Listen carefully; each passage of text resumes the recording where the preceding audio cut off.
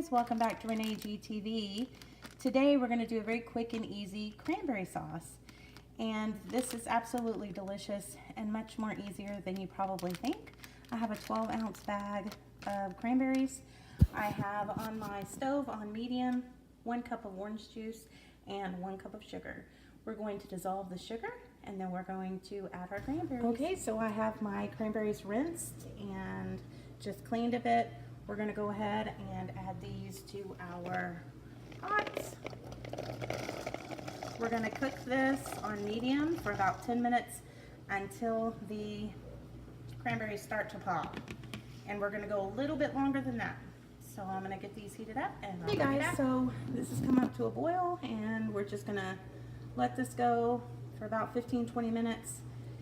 And the cranberries will start to pop. And then we're going to come back and see where we're at. They look beautiful. Okay, guys, so you can see it's been cooking about 10-15 minutes and it's cooking down really nicely. I'm just going to kind of mash up these berries a little bit. I don't quite like them quite that size. I want them a little bit smaller. So I'm going to continue to cook this for about 10 more minutes or so and mash these berries down. And we'll come back. Okay guys, so we cooked this for 25 minutes and it's a nice thick consistency. If you want it a little less chunky, you can just hit this with an immersion blender if you like it that way.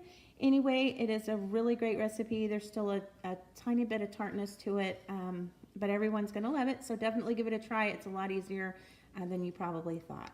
Let me know down below you were here. And as always guys, thanks so much for watching and we'll see you next time.